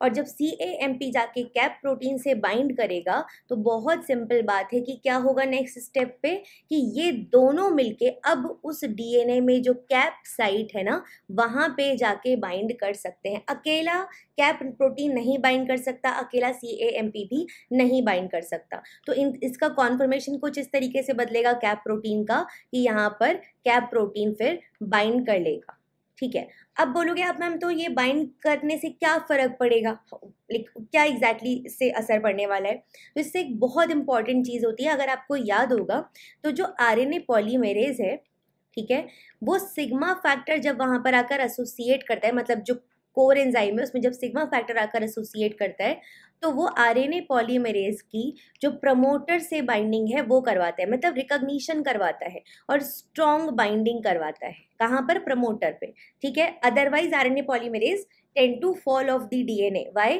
बिकॉज द कॉन्फर्मेशन, सिंपल है, सब चीज़ों की मोस्टली जड़ होती है कॉन्फर्मेशन। अब सिग्मा फैक्टर के बाइंड करने से क्या होता है, ये DNA में थोड़ी सी आ जाती है बेंडिंग, और बेंडिंग के आने से जो RNA पॉलीमरेज है वो DNA एलिमेंट पे बहुत स्ट्रांगली बाइंड कर पाता है। ठीक है, अब बात आती है यहाँ पर। तो यहाँ क्या होगा, जब ये चीज़ें आकर कैप साइट पे बाइंड करती हैं, मतलब कैप साइट पे बाइंड करती हैं, तो उसके कारण वापस से ये डीएनए के को थोड़ा सा बेंड करा देते हैं। बेंड कराने से क्या होगा कि यहाँ पर जो आरएनए पॉलीमरेज है वो बहुत स्ट्रांगली बाइंड कर पाएगा, और उस केस में ट्रांसक्रिप्शन का जो लेवल है वो बहुत अच्छा खासा बढ़ जाएगा। समझ गए बात को? बहुत ही सिंपल शब्दों में। ठीक है मैं देती हूँ आप लोगों को। थैंक यू बच्चे। 100 मोस्ट इम्पॉर्टेंट टॉपिक्स का देखो, मैं पहले बता देती हूँ। देखिए 100 मोस्ट इम्पॉर्टेंट जो टॉपिक्स हैं वो मैंने आपको कहाँ पे पढ़ा दिए हैं, इसी जो आपकी यूट्यूब चैनल है ना, वहाँ पे उसका पार्ट 1 ऑलरेडी आ चुका है। ठीक है, वेरी सून नेक्स्ट वीक में मैं आपको इसका पार्ट 2 भी दे दूंगी। जब तक मैं पार्ट 2 नहीं दे रही हूँ, पार्ट 1 को कंप्लीट कीजिए। ठीक है, पार्ट 2 में बचे हुए 50 टॉपिक्स मैं आपको दे दूंगी in the next week, but make sure उसके पहले आप अपना पार्ट 1 कंप्लीट कर लें। ओके, ये काम कर लीजिए। तो बात समझ में आ गई होगी सब लोगों को। एक बार फटाफट से मैं पूरा का पूरा जो प्रोसेस है उसको क्या कर देती हूँ, रिकैप कर देती हूँ आप लोगों के लिए।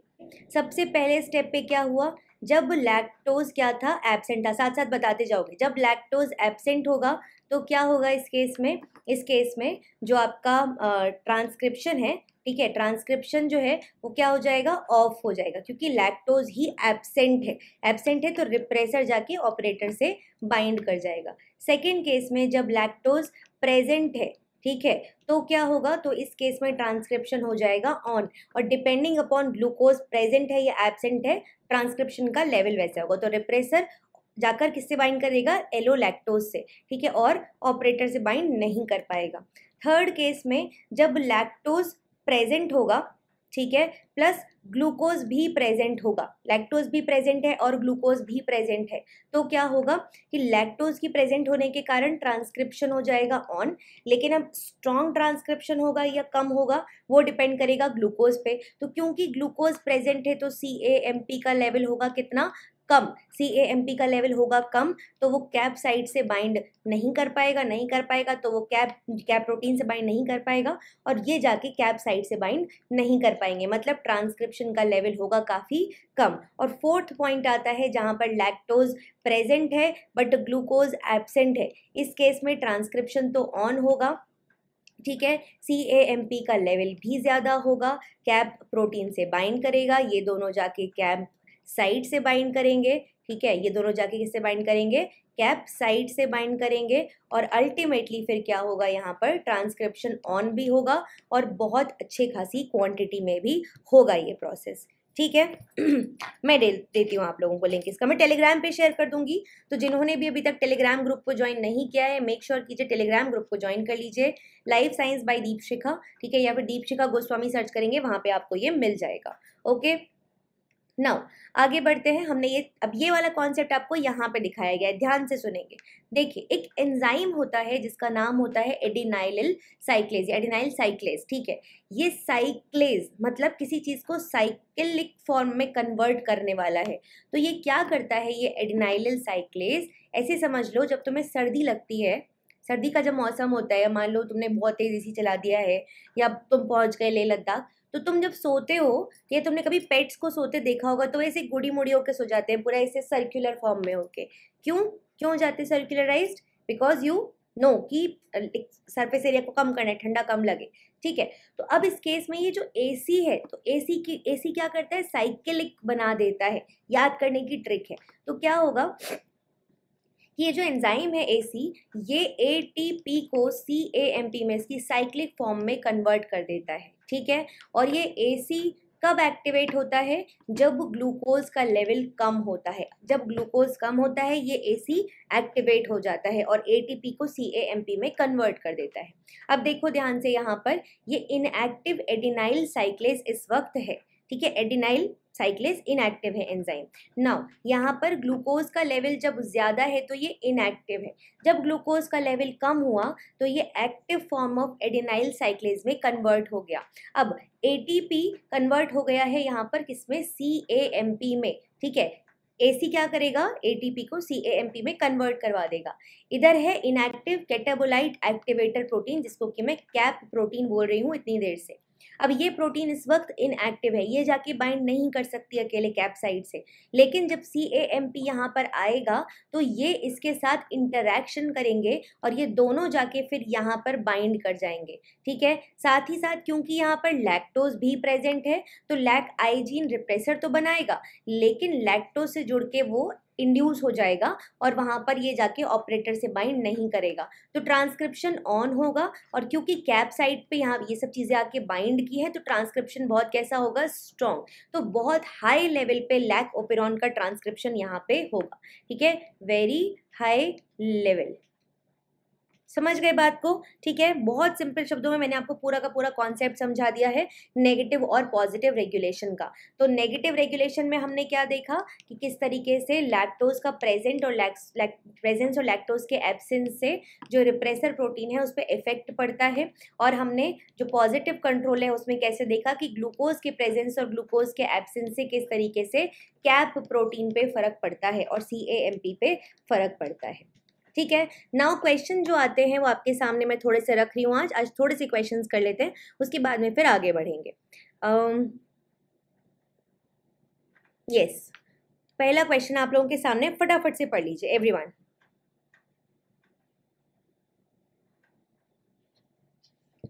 हाँ जी,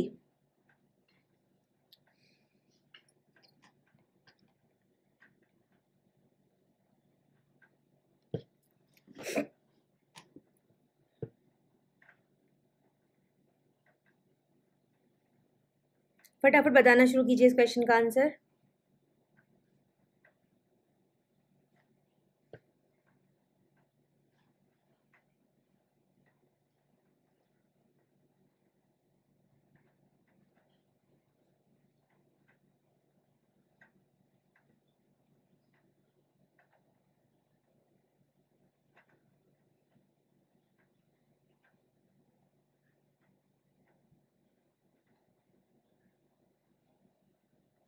बहुत ही आसान सवाल है, इसका आंसर तो तुरंत आना चाहिए।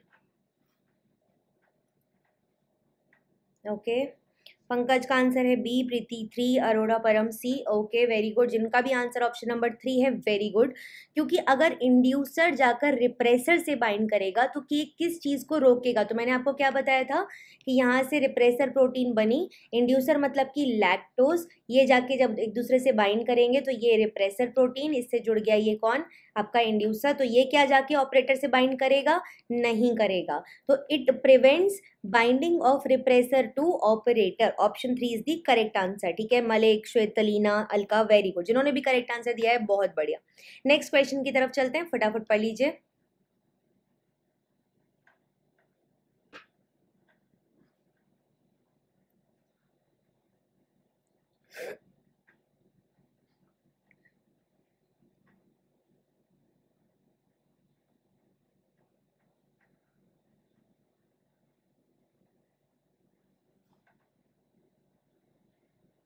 अगेन वेरी इजी क्वेश्चन, बहुत ही आसान सवाल है।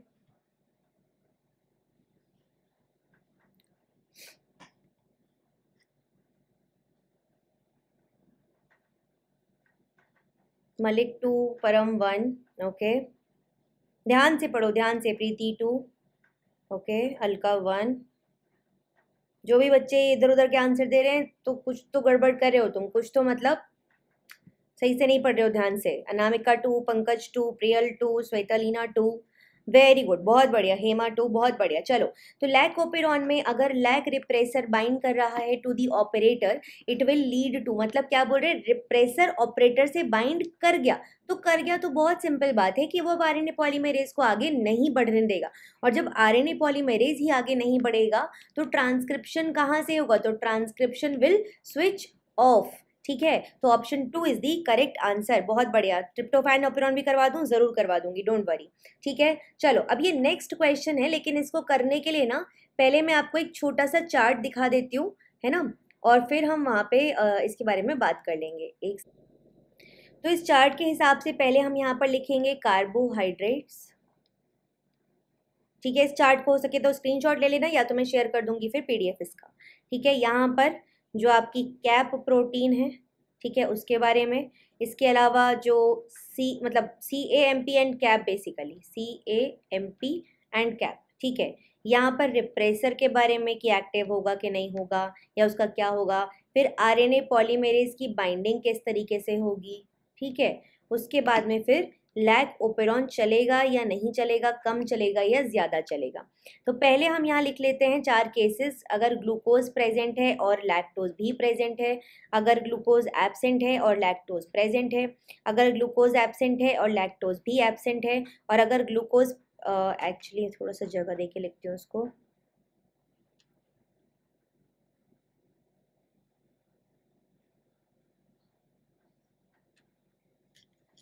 हाँ जी, glucose present lactose present, glucose absent lactose present, glucose absent lactose absent, glucose present lactose absent, ठीक है। अब सबसे पहला सिनेरियो देखते हैं जहाँ पे CAMP कैप के बारे में बात हो रही है, साथ साथ आप भी बताते जाओगे।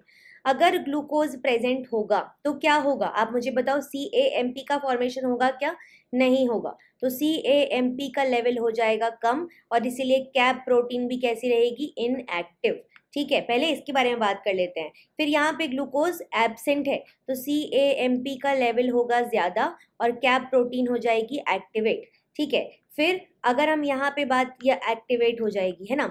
यहाँ पे बात करें ग्लूकोज एब्सेंट तो वापस से CAMP का लेवल ज़्यादा और कैप प्रोटीन हो जाएगी क्या, एक्टिवेट। और यहाँ पे ग्लूकोज प्रेजेंट है तो CAMP का लेवल हो जाएगा क्या, कम, और कैप प्रोटीन हो जाएगी इनएक्टिव, ठीक है। फिर आते हैं रिप्रेसर के बारे में कि रिप्रेसर के साथ में क्या होगा, ठीक है। लैक्टोज प्रेजेंट है, लैक्टोज इज एन इंड्यूसर, तो जब लैक्टोज प्रेजेंट होगा तो यहाँ पे क्या होगा कि रिप्रेसर हो जाएगा इनएक्टिव, ठीक है। अगर लैक्टोज प्रेजेंट है तो वापस से रिप्रेसर इनएक्टिव, ठीक है। लैक्टोज एब्सेंट रिप्रेसर एक्टिव, और वापस से lactose absent repressor will be active in the active form, ठीक है। नेक्स्ट चलते हैं नेक्स्ट स्टेप पर, और क्या चीज़ें यहाँ पर हैं, आरएनए पॉलीमेरेज की बाइंडिंग, है ना। अब आप खुद सोच के देखो, टाइट बाइंडिंग होगी कि वीक बाइंडिंग होगी या स्ट्रॉन्ग बाइंडिंग होगी, वो आपको यहाँ पर बताना है। तो सबसे पहला केस आता है जहाँ पे दोनों चीज़ें प्रेजेंट है। अब लैक्टोज के प्रेजेंट होने से रिप्रेसर हो गया इनएक्टिव, लेकिन क्या ये चीज़ें जो कैप प्रोटीन है क्या वो एक्टिव फॉर्म में है, नहीं है। मतलब आरएनए की पॉलीमेरेज की बाइंडिंग तो होगी बट वो एक वीक बाइंडिंग होगी, ठीक है। यहाँ पे ये इनएक्टिव है रिप्रेसर तो ट्रांसक्रिप्शन चलेगा, लेकिन ग्लूकोज भी एब्सेंट है, कैप प्रोटीन एक्टिवेटेड फॉर्म में है, मतलब यहाँ पे होगी बहुत ही स्ट्रॉन्ग बाइंडिंग। यहाँ पे वापस से दोनों ही एब्सेंट है, जब दोनों ही एब्सेंट होंगे तो बाइंडिंग तो स्ट्रॉन्ग होगी लेकिन ट्रांसक्रिप्शन कैसा रहेगा, ऑफ रहेगा। क्यों, क्योंकि ऑपरेटर पे रिप्रेसर आकर जुड़ चुका होगा। Then lactose is absent in this case, again यहाँ पे स्ट्रॉन्ग बाइंडिंग भी नहीं होगी और ट्रांसक्रिप्शन भी आपका कैसा रहेगा, ऑफ फॉर्म में लगभग रहेगा, ठीक है। अब हम लैकोपेरॉन के बारे में बात कर लेते हैं, कैसा चलेगा कैसा नहीं चलेगा, ध्यान से सुनते जाएंगे ये वाला पॉइंट भी। ओके तो इस केस में क्या होगा, जब लैकोपेरॉन होगा जो ट्रांसक्रिप्शन होगा वो बेसल लेवल से काफ़ी कम होगा, ठीक है। सेकेंड केस में जो ट्रांसक्रिप्शन होगा वो क्योंकि स्ट्रॉन्ग बाइंडिंग भी है और ये इनएक्टिव भी है तो बेसल लेवल से अच्छा खासा ज़्यादा ट्रांसक्रिप्शन होगा। यहाँ पे बहुत ही कम I am extremely sorry, opposite बना दिया साइन मैंने,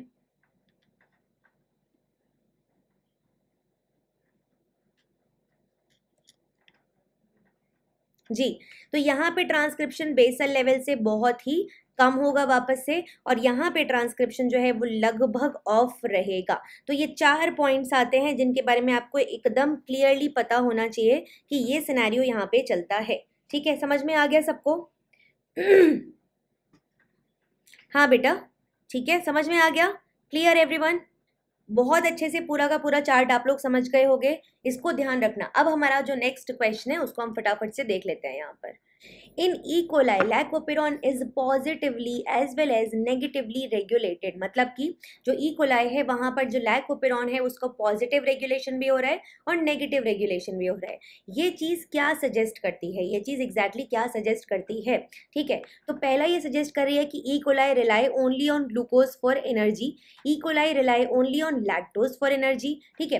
देखो पॉजिटिव रेगुलेशन का मतलब हमने क्या समझा कि ग्लूकोज जब एब्सेंट होगा तो CAMP बनेगा, cap site cap protein activate होगी, कैप साइट पे जाके बाइंड करेगी और ट्रांसक्रिप्शन स्ट्रांगली चल पड़ेगा, है ना। दूसरी चीज हमने यहाँ पे क्या देख रहे हैं कि E coli rely only on glucose for energy. No, we all know कि ऐसा तो नहीं है सिर्फ ग्लूकोज पे रिलाई करता है ये। अगर लैक्टोज मिलेगा, लैक्टोज को तोड़ के ये बना लेगा, ठीक है, तो wrong statement. Second, E coli rely only on lactose, again wrong statement. E coli efficiently use both glucose and lactose simultaneously, नहीं, ये साइमल्टेनियसली नहीं करता। अगर आपको याद, मैं एक चीज समझाती हूँ यहाँ पे आपको। देखिए, एक आपने नाम सुना होगा जो मैं आपको कल पढ़ाने वाली थी, बट अभी बता देती हूँ। एक नाम आपने सुना होगा, इसको हम बोलते हैं डाईऑक्सिक कर्व। डाईऑक्सिक कर्व क्या होता है ये डाईऑक्सिक कर्व? तो बेसिकली इस कर्व के हिसाब से शुरुआत में आप ग्लूकोज का यूटिलाइजेशन करता है बैक्टीरिया, आप नहीं, ग्लूकोज का यूटिलाइजेशन शुरू करता है बैक्टीरिया।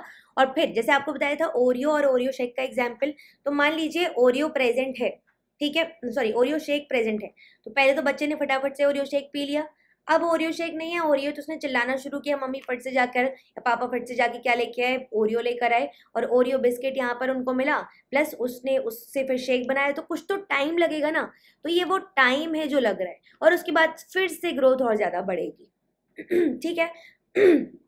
तो ऐसा नहीं है कि एक ही टाइम पे वो ग्लूकोज भी यूज़ कर रहा है और एक ही टाइम पे वो लैक्टोज भी यूज़ कर रहा है, ठीक है, बिल्कुल। ये लैग फेज बोलते हैं इसको, लैग फेज। ये लैग आता है, क्यों आता है? बिकॉज हमें टाइम लग रहा है ब्रेक डाउन करने में, चीज़ें बनाने में, ये प्रोसेस करने में समय लग रहा है, ठीक है। तो अगर यहाँ हम देखेंगे तो E coli efficiently use both glucose and lactose simultaneously. No, E coli use lactose only when glucose is absent. Absolutely correct. जब ग्लूकोज एब्सेंट होगा तभी ना उसको जरूरत है लैक्टोज तोड़ के ग्लूकोज बनाने की। अदरवाइज देखो, लैक्टोज तोड़ के भी वो बना तो ग्लूकोज ही रहा है, ठीक है, तो उसको अल्टीमेटली वो तोड़ के बनाएगा। तो अगर शुरुआत में उसे इन जनरली ग्लूकोज मिलेगा तो वो क्यों लैक्टोज को ब्रेक डाउन करेगा? इसीलिए option 4 is the correct answer in this case, ठीक है, बिल्कुल। जब ग्लूकोज खत्म हो जाएगा तब आपको वो लैक्टोज को यूज करेगा। ये मेरे बारे में कुछ बातें हैं, जो लोग मुझे नहीं जानते हैं वो लोग इस स्लाइड को पॉज करके देख सकते हैं। आगे बढ़ते हैं हम लोग ने ओपेरॉन जो है लाइकोपेरॉन, उसके बेसिक्स, उसमें कौन कौन सी चीज़ें होती हैं, क्या काम होते हैं, कौन सी जीन्स होते हैं, उनको कौन रेगुलेट करता है, वो सब हमने समझा था। प्लस ग्लूकोज और लैक्टोज इन दोनों के प्रेजेंस में क्या डिफरेंसेस हमें देखने मिलते हैं, हमने वो सब भी यहाँ पर देखा था, ठीक है। अभी गुड आफ्टरनून एवरीवन बच्चों, good afternoon, very good afternoon. अब इस अगर मैं बात करूँगी स्लाइड पे हमें दिख रहा है बेसिकली कि किस तरीके से जो जीन्स है, ठीक है, वो अपने प्रोडक्ट्स का फॉर्मेशन कर रहे हैं। मतलब पहले मैसेंजर आरएनए बनेगा और फिर उससे बनेगा आपका प्रोटीन।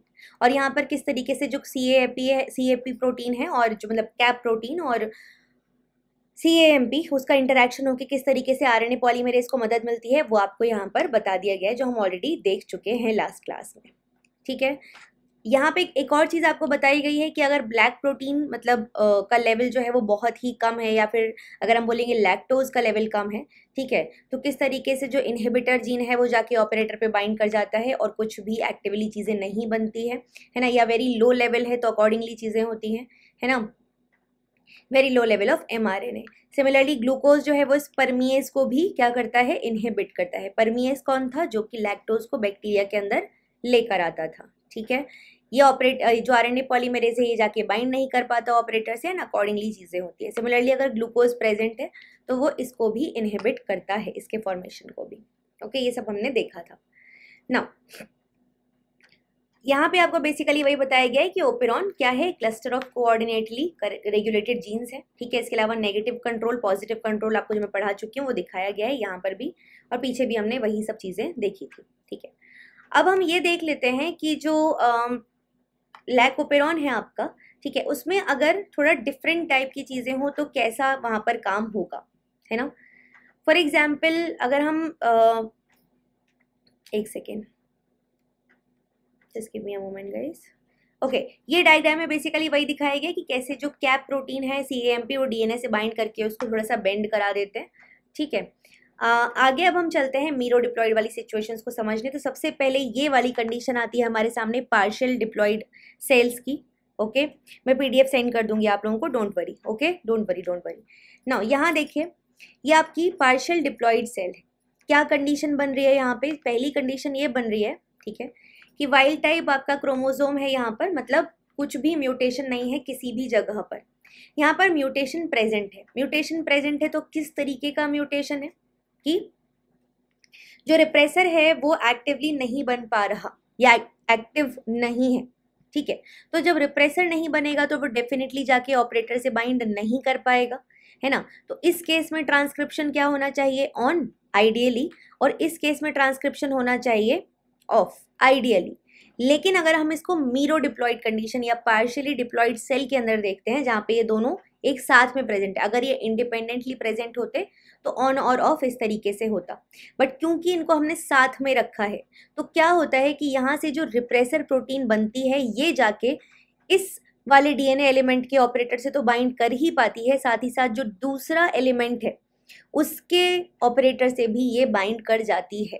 तो इस केस में आइडियली होना था ऑन और ऑफ अगर इंडिपेंडेंट सिनेरियो होता, ये इंडिपेंडेंटली होते तो, लेकिन क्योंकि पार्शियल डिप्लॉयड कंडीशन है, पीडी कंडीशन है, इस केस में ये भी ऑफ होगा, ठीक है। एक सेकेंड, ये तो ऑफ होना ही था और ये ऑन होना था, मैंने ऑपोजिट लिख दिया, आई एम एक्सट्रीमली सॉरी। ये ऑफ होना था, ठीक है, और ये ऑन होना था। एक और चीज़, जो मैराथन है ना आपका सेल बायोलॉजी वाला, ठीक है, वहाँ पे मैंने कुछ जो कमेंट्स है उसको पिंड सेक्शन में वहाँ पे अपडेट किया है, उसको ज़रूर से चेक करिएगा अगर आप सेल बायोलॉजी का मैराथन देख रहे हैं तो, ओके। तो यहाँ पर ये ऑफ होता और ये ऑन होता अगर इंडिपेंडेंट सिनेरियो होता तब, लेकिन क्योंकि हमने इनको साथ में रखा तो ये तो ऑफ होगा ही क्योंकि रिप्रेसर से बाइंड कर रहा है, बट इसका रिप्रेसर इससे भी बाइंड कर रहा है तो ये भी ऑफ होगा।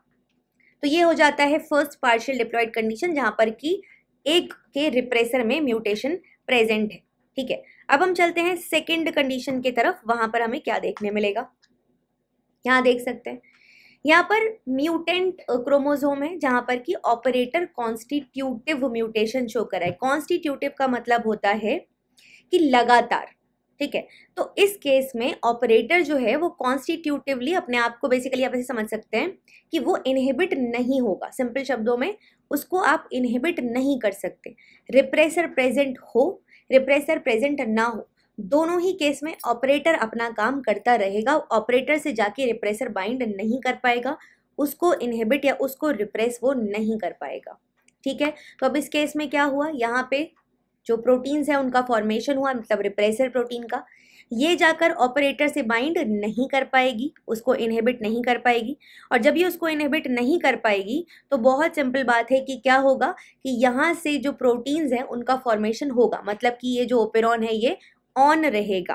क्यों, क्योंकि यहाँ पर हमने देखा कि ऑपरेटर के अंदर म्यूटेशन है, ये म्यूटेंट क्रोमोसोम फर्स्ट केस।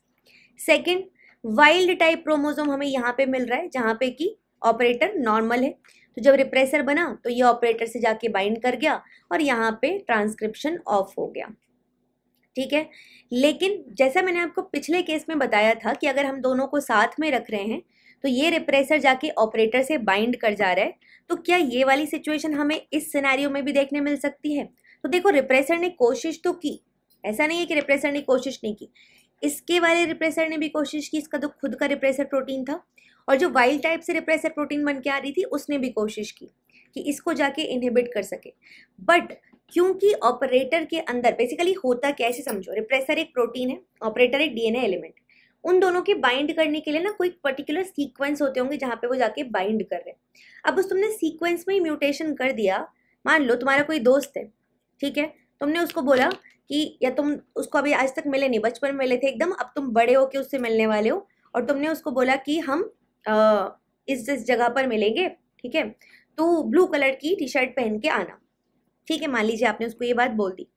तो अगर वो ब्लू कलर की टी शर्ट पहन के आएगा और उसके अलावा मान लीजिए आपने उसको बोला कि हाथ में ब्लैक बैग ले आना, या कुछ भी आपने हिंट्स दे दिए उसको, ठीक है, अगर तो उसने वो काम किया रहेगा तो ही तो आप उसको पहचान पाएंगे। मान लीजिए वो ब्लू कलर की टी शर्ट पहन के आए ही नहीं, वो पहन के आ गया येलो कलर की टी शर्ट, क्या आप उसको पहचान पाओगे, नहीं पहचान पाओगे। तो वही धोखा यहाँ रिप्रेसर के साथ हो रहा है, ऑपरेटर ने अपना कपड़े का कलर ही बदल दिया, ठीक है, तो उस केस में रिप्रेसर उसको पहचान ही नहीं पा रहा है, और जब रिप्रेसर उसको पहचान ही नहीं पा रहा है तो सिंपल बात है कि वो रिप्रेस कैसे कर पाएगा। तो इस केस में हमें यहाँ पर दिखेगा ट्रांसक्रिप्शन ऑफ और यहाँ पे दिखेगा ट्रांसक्रिप्शन ऑन, क्योंकि ऑपरेटर में कॉन्स्टिट्यूटिव म्यूटेशन है, ठीक है। सिंपल तरीके से समझाया मैंने, बहुत ही ज़्यादा आपको, आई होप कोई भी डाउट इसमें आपको नहीं रहा होगा, ओके। नाउ मूव करते हैं नेक्स्ट कॉन्सेप्ट की तरफ, विच इज दी और क्या क्या म्यूटेशन हमको देखने मिल सकते हैं। ये डायऑक्सिक ग्रोथ कर्व है जो मैंने कल आपको समझाया था, ठीक है। नाउ और केसेस देखते हैं कि और क्या क्या हमें म्यूटेशंस देखने मिल सकते हैं। अगर ऑपरेटर पे कॉन्स्टिट्यूटिव म्यूटेशन है, इसका मतलब ये always, it will always be on, मतलब ये हमेशा ही ऑन रहेगा, इसको रिप्रेसर आके इनहिबिट नहीं कर सकता।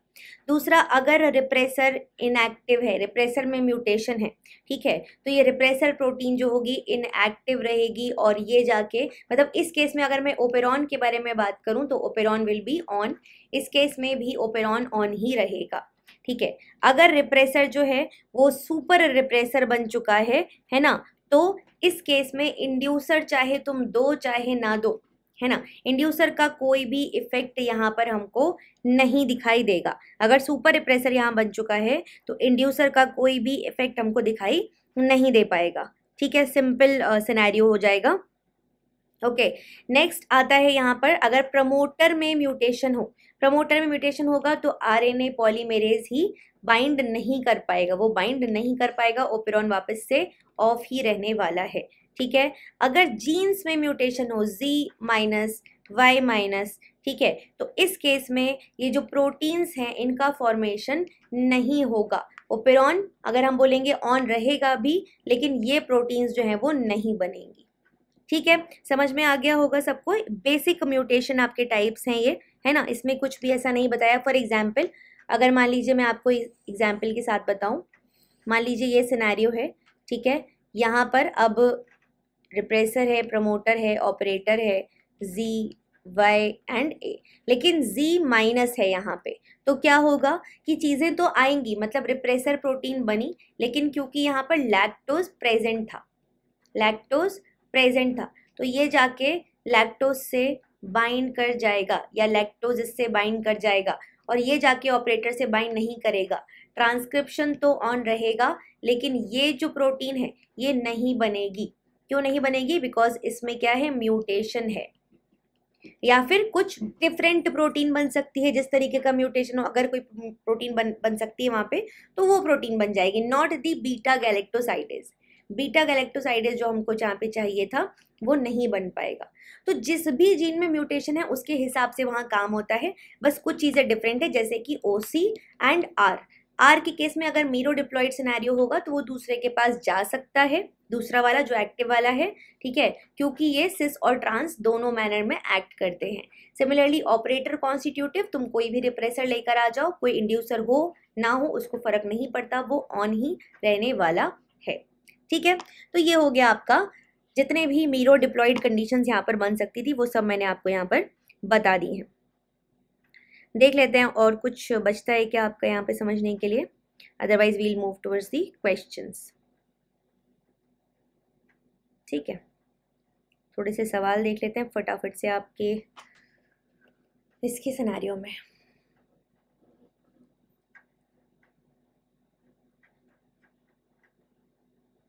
जी,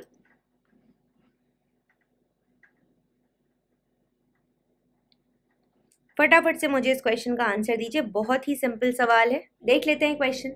E. coli cells are growing in a medium containing lactose but no glucose। ध्यान से समझना, तन्वी का आंसर है 2, बढ़िया। देखते हैं, तो हमने क्या किया, एक मीडियम में इन सेल्स को ग्रो करवा दिया। इस मीडियम में क्या प्रेजेंट था, इस मीडियम में लैक्टोज था, ठीक है, ग्लूकोज एब्सेंट था, ग्लूकोज नहीं था। Now indicate the expression status of the lac operon if glucose is added to the culture। ध्यान से सुनो, ठीक है, आपको ये मैंने पढ़ाया है कि जो, एक सेकेंड, हाँ जी, लैक ओपेरॉन का जो मेजर फंक्शन होता है वो क्या होता है, लैक्टोज का ब्रेकडाउन। और वो लैक्टोज का ब्रेकडाउन कब करता है, व्हेन, जब ग्लूकोज की कमी हो और लैक्टोज प्रेजेंट हो, है ना, ये दोनों सिचुएशंस होनी चाहिए, तभी तो वो ग्लूकोज का सॉरी लैक्टोज का ब्रेक डाउन करके ग्लूकोज बनवाएगा और इस ग्लूकोज से अल्टीमेटली बैक्टीरिया को मिलेगी, मतलब अपनी जो भी मेटाबॉलिज्म है वहाँ पे वो उसको इस्तेमाल कर लेगा। सिंपल, ठीक है। अब जब बैक्टीरिया के पास शुरू में छोटा बच्चा है, उसके पास में ऑलरेडी क्या प्रेजेंट है, उसके पास में ऑलरेडी तुमने उसको ओरियो शेक दे दिया है, सॉरी हाँ जी, तो मान लीजिए छोटा बच्चा है, ठीक है, और आपने उसको ऑलरेडी क्या दे दिया है, आपने उसको ऑलरेडी ओरियो शेक दे दिया है।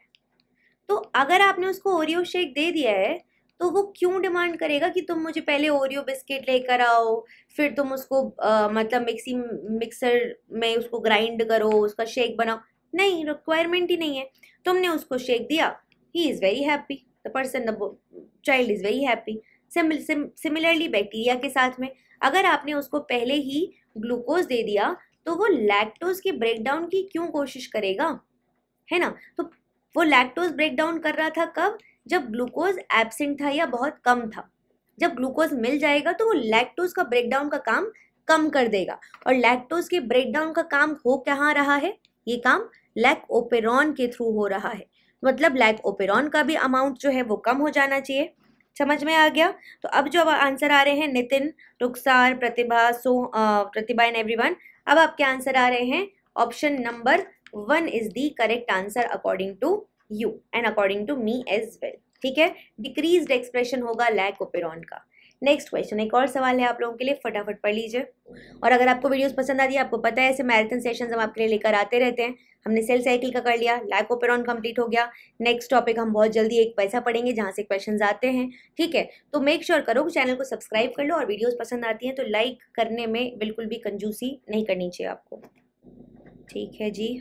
चलिए देख लेते हैं। E coli is being grown in a medium containing both glucose and galactose, मतलब कि एक मीडियम हमने लिया, ठीक है, यहाँ पर हमने ग्लूकोज रखा, यहाँ पे हमने गैलेक्टोज भी रखा, और इस मीडियम में अब अपनी सेल्स जो हैं बैक्टीरियल सेल्स उनको ग्रो करवा रहे हैं, ठीक है ना। जब कमी हो जाएगी किसकी, ग्लूकोज की, तो जब ग्लूकोज कम हो जाएगा, जो बीटा गैलेक्टोसाइडेज है उसका एक्सप्रेशन में क्या फर्क पड़ेगा।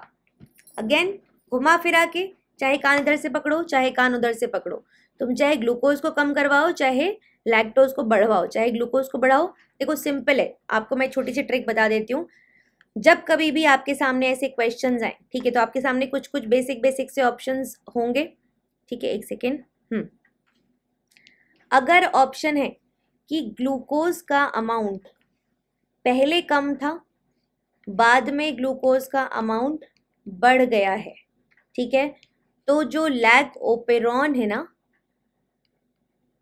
उसका एक्सप्रेशन क्या होगा, कम हो जाएगा, क्योंकि ग्लूकोज है, लैक्टोज को तोड़ने की ज़रूरत नहीं है। सेकेंड ऑप्शन, अगर पहले ग्लूकोज ज़्यादा था और अब ग्लूकोज कम हो गया है, तो क्या होगा, लैक्टोपेरॉन का ट्रांसक्रिप्शन बढ़ जाएगा, बिकॉज हमें लैक्टोज को तोड़ के ग्लूकोज बनाने की ज़रूरत पड़ेगी। थर्ड ऑप्शन, अगर हमारे पास लैक्टोज पहले कम था और अब बढ़ गया है, तो लैक्टोपेरॉन भी, उसका जो ट्रांसक्रिप्शन का अमाउंट है वो भी बढ़ जाएगा, ज़्यादा ट्रांसक्रिप्शन होगा। और फोर्थ, अगर लैक्टोज पहले ज़्यादा था बाद में कम हो गया है, तो यहाँ पे लैक्टोपेरॉन भी, उसका ट्रांसक्रिप्शन भी कम हो जाएगा। And fifth option, fifth alternative, अगर ये सिचुएशन है कि लैक्टोज को तोड़ के लिख दिया है आपको ग्लूकोज प्लस गैलेक्टोज, ठीक है, इसका अमाउंट पहले क्या था, कम था, मतलब ग्लूकोज कम था बेसिकली, अब ये ग्लूकोज प्लस गैलेक्टोज बढ़ गया है, मतलब ग्लूकोज बढ़ गया, तो लैक्टोपेरॉन क्या होना चाहिए, ये भी बढ़ जाना चाहिए, सॉरी ये कम हो जाना चाहिए। ऑपोजिट सिनेरियो, बिकॉज क्या बताया आपको कि ग्लूकोज का अमाउंट बढ़ेगा तो लैक्टोपेरॉन तो अपने आप ही बढ़ जाएगा ना, दैट सिंपल। ओ चलो ठीक है, समझ ही गए होगे, उसको स्क्रीनशॉट ले लेना, आई होप ले लिया होगा, नहीं तो पीछे जाके ले लेना वीडियो में, ठीक है। अब यहाँ देख लो, यहाँ क्या हुआ है कि एक्सप्रेशन ग्लूकोज के डिप्लीशन पे, मतलब जब कमी हो रही है ग्लूकोज की, तो बीटा गैलेक्टोसाइडेज, अब बीटा गैलेक्टोसाइडेज का क्या काम है, लैक्टोज का ब्रेक डाउन करता है ये, ठीक है, लैक्टोज का ब्रेक डाउन करता है। तो अगर लैक्टोज ज़्यादा होगा तो बीटा गैलेक्टोसाइडेज का जो अमाउंट है वो क्या हो जाएगा, मतलब लैक्टोज अगर ज़्यादा होगा, है ना, तो इसका फंक्शन भी बढ़ेगा, और अगर लैक्टोज कम होगा तो इसका फंक्शन भी कम हो जाएगा। अगर ग्लूकोज ज़्यादा होगा तो बीटा गैल की कोई ज़रूरत है क्या, नहीं है, तो इसका फंक्शन कम हो जाएगा। ग्लूकोज कम होगा तो बीटा गैल की ज़रूरत पड़ेगी, क्योंकि लैक्टोज को तोड़ के ग्लूकोज लाना है, तो इसका फंक्शन बढ़ जाएगा। तो यहाँ बोल रहे हैं ग्लूकोज जब कम होगा तो बीटा गैलेक्टोसाइडेज का एक्सप्रेशन विल इंक्रीज। ठीक है, समझ गए होगे। Okay, I think maximum questions हमने देख लिए हैं। एक क्वेश्चन ये और बचता है आपका, इसको और पढ़ लीजिए फटाफट से।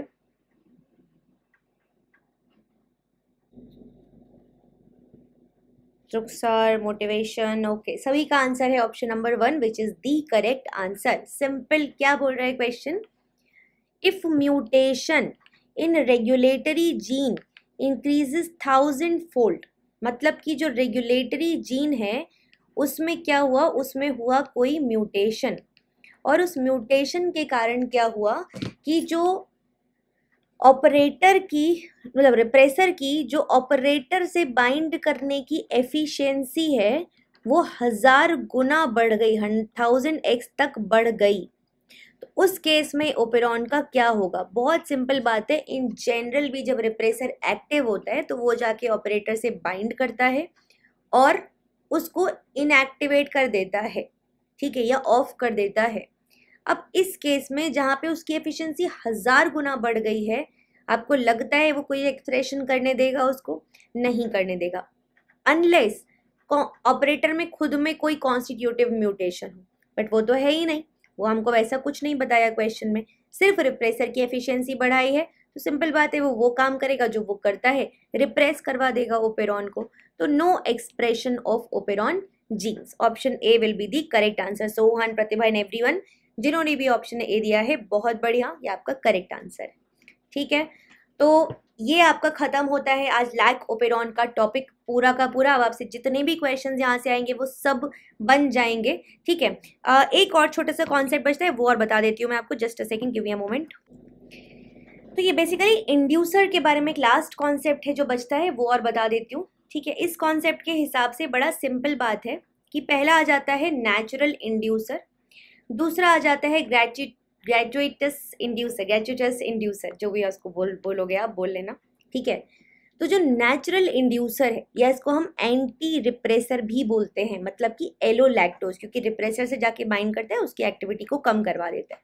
तो जो नेचुरल इंड्यूसर है ना, जैसे कि एलो लैक्टोज एक एनालॉग है लैक्टोज का, it is made as a metabolic by product of the reaction catalysed by beta galactosidase. हमको ऑलरेडी ये बात पता है कि बीटा गैलेक्टोसाइडेज से दो एक्टिविटी होती है, एक तो लैक्टोज टूटता है, दूसरा लैक्टोज एलोलैक्टोज में कन्वर्ट होता है। ठीक है, तो इसका बाय प्रोडक्ट के फॉर्म में ये बनता है एलोलैक्टोज, और ये होता है नेचुरल इंड्यूसर। ये जो एंजाइम है ये लैक्टोज को इन जनरल तोड़ता है, बट ओकेजनली ये आइसोमेराइजेशन भी करवाता है, जिससे एलोलैक्टोज बन जाता है। मैंने आपको बता दिया था C4 की जगह C6 वाला बॉन्ड यहाँ पे बनता है। ठीक है, दूसरा होता है ग्रेजुएटस इंड्यूसर, है ना, ये क्या करेगा, ये ओपेरॉन को इंड्यूस करेगा but not be metabolised by the encoded enzymes, मतलब कि ये ओपेरॉन को इंड्यूस तो करेगा, एलोलैक्टोज की जगह अगर आप IPTG ले आओगे तो ये रिप्रेसर से बाइंड करके उसको रोक लेगा और ऑपरेटर्स, मतलब ओपेरॉन को ऑन करवा देगा, लेकिन ये उन एंजाइम्स के द्वारा तोड़ा नहीं जाता। इन जनरल लैक्टोज को आप तोड़ रहे हो, ब्रेक डाउन कर रहे हो, लेकिन यहाँ पे जो एंजाइम्स बनेंगे जैसे बीटा गैलेक्टोसाइडेज, वो इस IPTG को नहीं कुछ करेगा। ठीक है, hence the induction is maintained for a longer time, क्योंकि उसको तोड़ नहीं रहा तो इंडक्शन चलते रहेगा।